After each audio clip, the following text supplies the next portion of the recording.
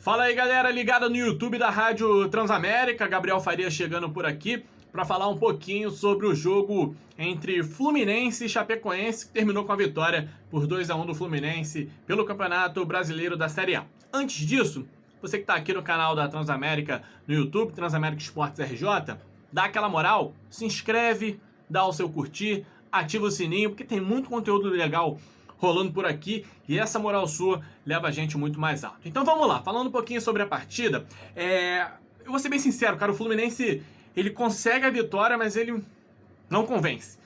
A equipe tricolor fez um primeiro tempo assim, até certo ponto protocolar, porque a partida pedia um Fluminense encurralando a Chapecoense, exercendo o domínio do jogo, né, controlando as ações. Chapecoense chegou ao final do primeiro turno sem vencer ninguém, é um time extremamente limitado na parte técnica. Então o Fluminense foi lá e fez a parte dele. Conseguiu 2 gols, abriu uma vantagem com tranquilidade, e até parecia que poderia vir uma goleada, ou que não viesse uma goleada, mas que viesse um resultado mais tranquilo, cara, para a equipe do Fluminense. E o que a gente viu, na verdade, foi um Fluminense que virou a chave da primeira para a segunda etapa e, ao invés de jogar com responsabilidade, de maneira confortável pelo placar que tinha, não, o Fluminense jogou de maneira preguiçosa, de maneira descompromissada na segunda etapa. E aí deu vida a um time da Chapecoense, cara, que é muito fraco, mas que conseguiu causar sufoco até a reta final do jogo, né? O Fluminense vencia por 2-0, tomou um golzinho da Chape ali no andamento do segundo tempo e foi até o final sofrendo um pouco numa partida que não tinha a menor necessidade disso. E acredito que o Fluminense sofreu por conta dessa mudança de comportamento da equipe, que estava bem e de repente resolveu parar de jogar.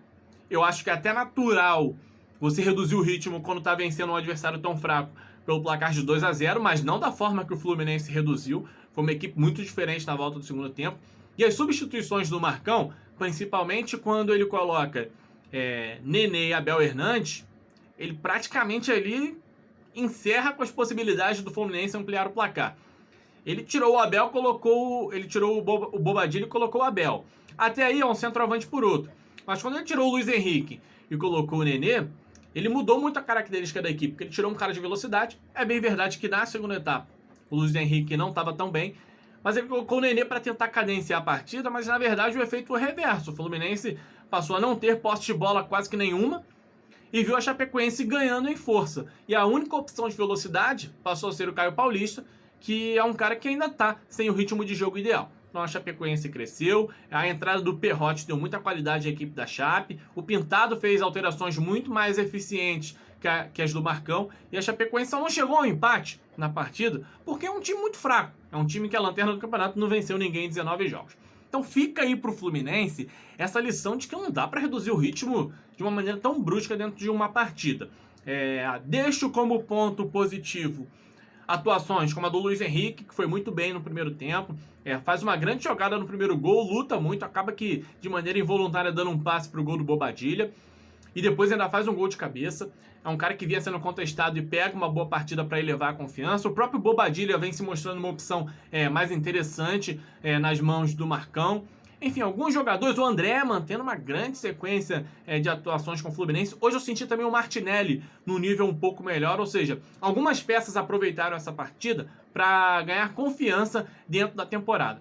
Mas coletivamente eu ainda fico um pouco preocupado com o Fluminense, porque em 3 jogos o Fluminense somou 7 pontos, né, contra a Bahia, contra a Juventude Chapecoense, deu um salto na tabela, já aparece ali como um postulante a pré-Libertadores, mas o desempenho do Fluminense não acompanha esses resultados. O desempenho do Fluminense foi ruim contra o Bahia e hoje, principalmente no segundo tempo, foi muito ruim. Então, eu confesso que eu estou um pouco preocupado. O Fluminense tem no início do segundo turno uma sequência contra São Paulo, contra o Cuiabá fora e contra o Red Bull Bragantino. Uma sequência que vai exigir muito mais desse Fluminense. Apresentando o mesmo desempenho que o Fluminense apresentou nesses últimos jogos, não acredito que vai ter tanta sorte.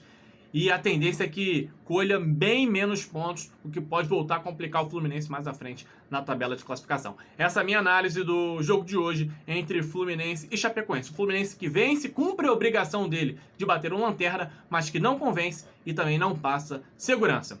É isso aí, galera. Muito obrigado para você que tem acompanhado o conteúdo aqui no canal da Transamérica no YouTube. Lembrando, se inscreve, se ainda não está inscrito, se inscreve, deixa o seu curtir e ativa o sininho. Valeu, galera. Até a próxima.